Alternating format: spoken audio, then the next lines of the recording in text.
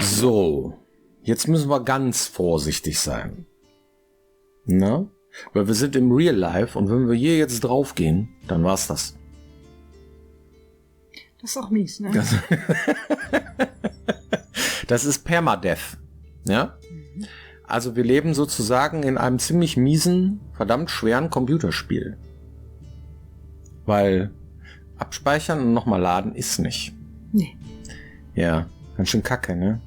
Auf der anderen Seite, es gibt halt Leute, die stehen da drauf. Die finden das super. Ne? Permadeath.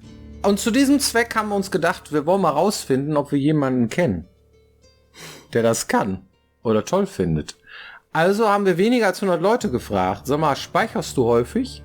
Also sprich, bist du da eher der Hardcore-Typ oder eher das Gegenteil? Ne? Und die haben Folgendes gesagt. Ich bin das Gegenteil. Wenn ich nicht so ein kleines Stückchen Rest-Ego hätte, würde ich, glaube ich, prinzipiell immer auf einfachster Stufe spielen. Ich habe gerade mit Squadrons angefangen und ich bin schon bei der ersten Probemission mit dem Standard irgendwie hoffnungslos überfordert und fliegt, glaube ich, mittlerweile, heute bin ich, glaube ich, 50 Mal auf denselben Sternenzerstörer zugeflogen und habe es einfach nicht geschafft. Und überlege wirklich auf die einfachste Stufe zu stellen. Okay, ich bin jetzt mal ganz, ganz ehrlich. Ich spiele fast immer auf der einfachsten Stufe. Hat auch den Grund, dass ich einfach schnell durchkommen muss und schnell viel Fortschritt machen muss. Also in kurzer Zeit, die ich ja nur habe, möglichst viel von dem Spiel sehe. Und ich bin das totale Mimöschen. Ich speichere jede 5 Minuten. Das ist wirklich, ich bin ganz, ganz schlimm. 90-10. Zu 90 bin ich ein Lappen und möchte dann auch überall speichern dürfen. Und diese 10%, da denke ich mir dann einfach, auch scheiß drauf, wenn es vorbei ist, ist es vorbei. Aber da habe ich meistens, da ich nicht so viel Zeit in Spielen verbringe, wie ich gern würde, hätte ich dann auch gerne gut genutzte Zeit und nicht 50 Mal dasselbe.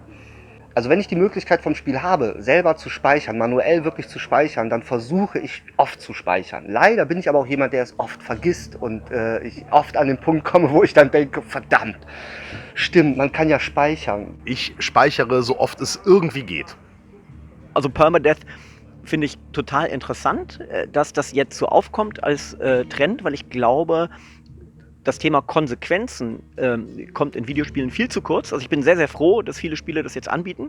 Und ich habe Watch Dogs Legion gerade angefangen und spiele das auch mit Permadeath. Aber ich bin so ein Mimöschen. Eigentlich bin ich ganz anders. Ich speichere dauernd und bin voll der Angsthase. Eigentlich bin ich ganz froh, wenn Spiele einen Autospeicherpunkt haben, der auch nicht so weit auseinandergesetzt ist. Das nimmt mir dann immer den Druck, daran denken zu müssen. Super, Carsten. Ja. Ist auch irgendwie gemein, ne? Weil wenn du jetzt wirklich ein Spiel hast, was Permadeath anbietet, Ja. dann ist es in der Regel hoffentlich ja auch darauf ausgelegt. Ja. Ich weiß noch damals, da hatte ich auf dem Game Boy so ein Super Mario Spiel. Ne? Ja, wirklich. Und dann, Hatten wir doch alle. ja, und dann hattest du da oben irgendwie deine Herzchen. Mhm. Und wenn die Herzchen weg waren, dann war das Permadeath. Ja. Da konntest du den ganzen Scheiß Kram wieder nochmal von vorne an. Ja, das ist Sinn und Zweck eines Permadeath-Spiels. Oder zumindest einen Modus, den man da spielen kann. Jetzt muss man sagen, wenn man das Spiel ein bisschen geübt hat, war es jetzt nicht total unfair. Man konnte das schaffen. Sei denn, man hat es an bestimmten Stellen einfach überhaupt nicht gerafft. Dann hat man aber auch anschließend die Wut. Also ich habe dann die Wut. Ich weiß nicht, wie es euch geht, ja. Aber, naja. Das ist schon hart. Ja, das stimmt. Aber wenn ich jetzt so ein Spiel was anbiete, dass du überall speichern kannst, Ja. dann mit Absicht nicht speicher. Weil ich denke, nee, brauche ich nicht. Ich bin ja hart, ne? Ja. Und mach das irgendwie. Und ich bin zu faul. Also früher ging es mir so, also ich bin eher Kategorie Weichei, ne? Ich speichere eigentlich ziemlich häufig, weil ich keine Lust habe, Sachen nochmal zu spielen. Ne? Wir hatten eine Sendung Wiederspielbarkeit, klar, ich spiele auch mal Spiele nochmal. Aber nicht 5 Minuten und dann nochmal 5 Minuten und dann nochmal. Deswegen so ein Spiel wie Dark Souls oder so, nochmal tot, nochmal tot, nochmal, du bist gestorben, ist nix für mich. Mein Liebling an der Stelle ist Crash Bandicoot. Ja, ist halt nix für ein Björni, ne? Also da muss man sagen, Da gibt's noch Schlimmeres. ja, da gibt's Schlimmeres, keine Frage. Und vor allem, es geht ja da auch um Skill und so, um das zu meistern. Und wenn man halt so ein Vieh dann platt gekriegt hat, das geht mir ja auch so bei vielen Spielen oder so. Aber dass man dann tatsächlich sagt, so wenn du es einmal verkackst, dass es dann Permadeath ist, vorbei, für immer, so, muss wieder ganz von vorne anfangen, dann muss das schon ein verdammt kurzes Spiel sein. Na, sonst fände ich das schon krass. Ja. Und wenn du technische Probleme hast, stell dir vor, es hakt mal oder kachelt ab oder so, dann hast du dann ein Spiel. Ja, aber das ist auch der springende Punkt. Das heißt, wenn du sowas machst, dann gibt es ja immer diese zwei Seiten. Entweder du hast selber verkackt oder das Spiel. Mhm. Und das ist quasi der essentielle Punkt. Das heißt, wenn du sagst, ich muss jetzt an der und der Stelle, was weiß ich, X drücken oder die Leertaste oder sowas in der Art. Und ich kann das auch. Es gibt, das Zeitfenster ist groß genug, es funktioniert, das Spiel macht, was ich ihm sage. Und ich mache es dann einfach nicht, dann bin ich selber schuld. Aber wenn ich die Taste gedrückt habe und das Spiel reagiert da nicht drauf, ich hab doch gedrückt! Mhm. Ja, dann ist das nicht gut. Gibt's aber auch unterschiedliche Meinungen dazu. Ne? Der Densen 86 sagte mal dazu, als ob. Ne? Als ob! Und dann ist er richtig so, ne? Er weiß ganz genau, er hat diese Button gedrückt, aber dieses blöde Spiel, ne? Ja, es ist halt schon von vielen Faktoren abhängig und so, und dann geht's dann um Nuancen.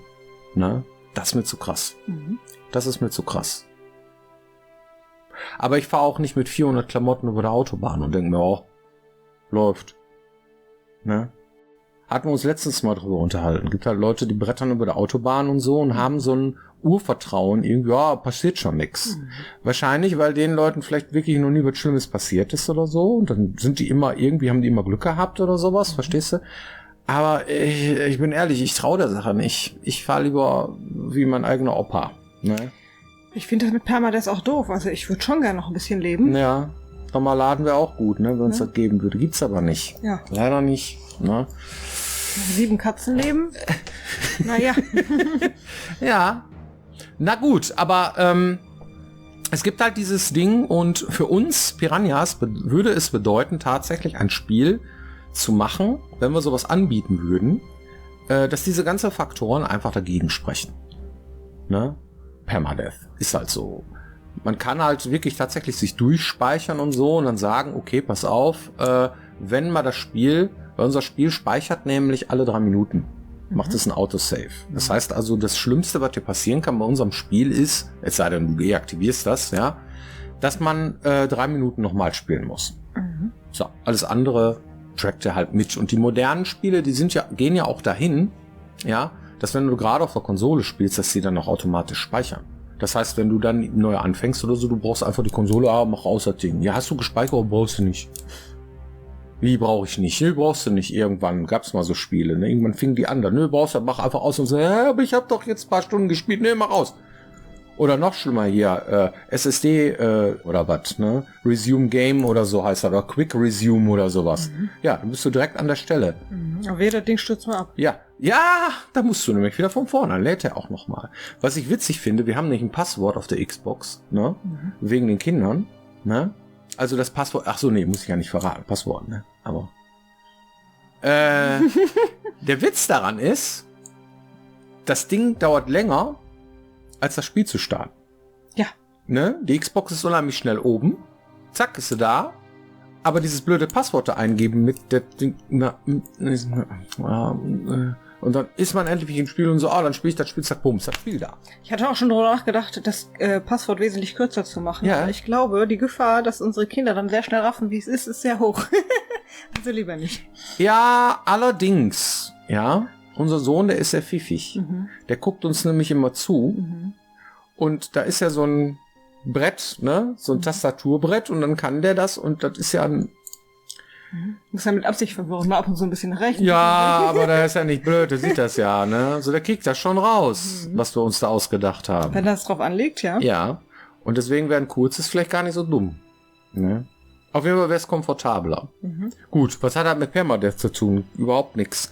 Aber ist halt irgendwie, wir haben überhaupt nichts damit zu tun eigentlich. Ne? Permadeath ist etwas, was wir überhaupt nicht mögen und auch überhaupt nicht bedienen. Nee. Ne? Nee.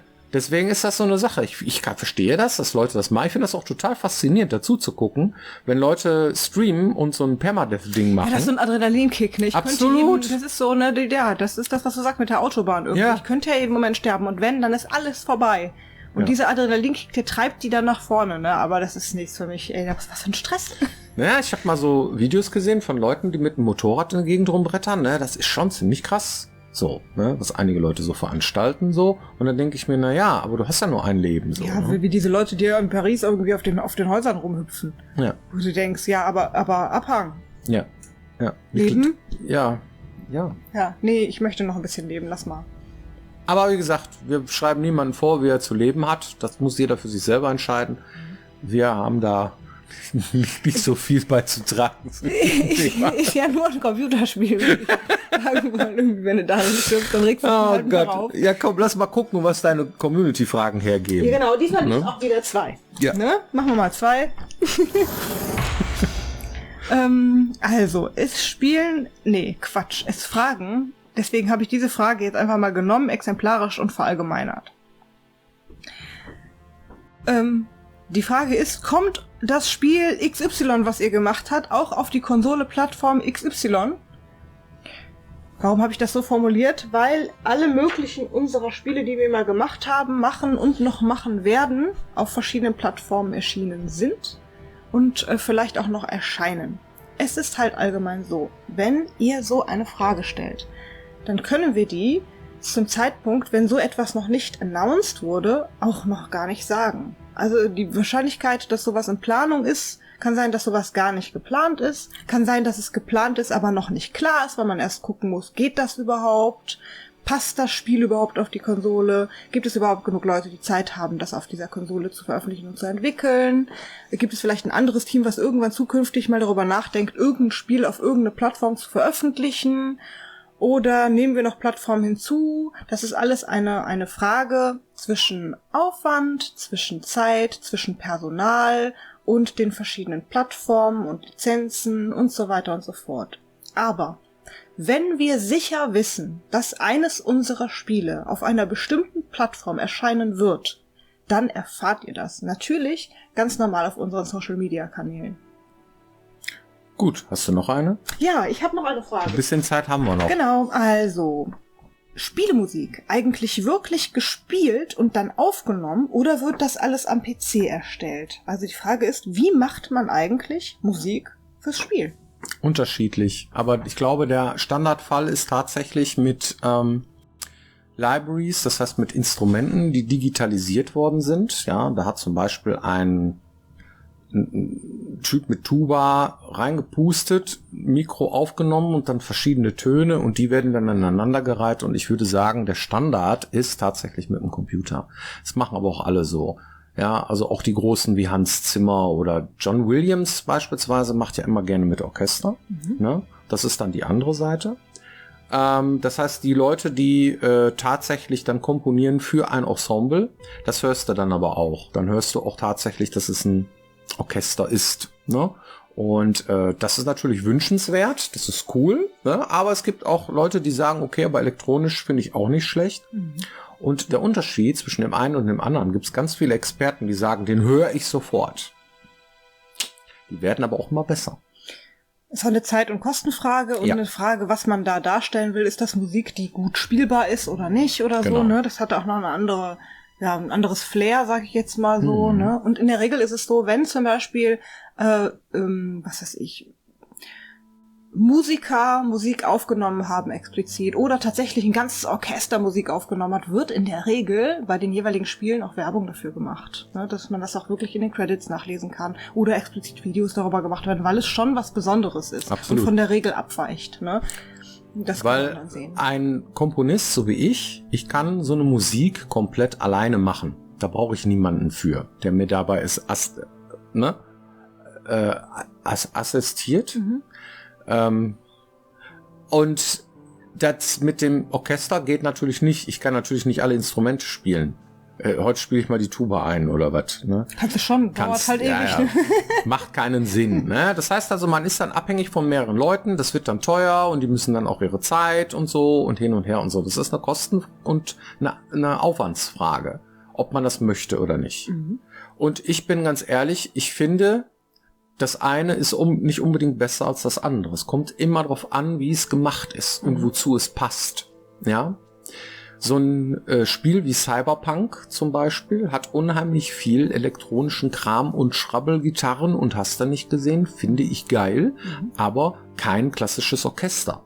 Eher so, ne? So eher tendenziell so die Riege elektronische Musik, sag ich mal, und Gitarren und Schlagzeuggedöns. Ne? Und es kann auch sein, dass sich Sachen reinmogeln. Also viel von der Musik, die du jetzt auch selber gemacht hast, hast du zum Beispiel auch erstmal auf einem Keyboard eingespielt. Ja. Ne? Und nicht unbedingt direkt am Computer irgendwie die Noten irgendwo hingeschoben, ne? Sondern erstmal guckst, wie klingt das überhaupt und so. Oder ich spiele auch Instrumente dazu, vereinzelt oder so, manchmal. Gitarre manchmal sogar. Das ist sogar. aber nicht so ist immer eine Mischung. Ja. Ne? Ja. Ja gut, dann hoffe ich, dass ihr auch nächste Woche wieder mit dabei seid, wenn es hier heißt Piranha Becken TV. Ja. Vielen Dank fürs Zugucken. Bis dann. Bis dann.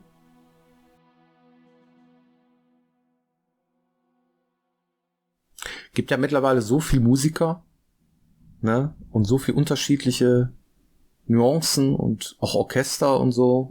Schon krass, ne? Und einen Standard gibt's nicht. Oh, ist doch cool. Ne? Musik ist auch so viel Geschmackssache. Ja.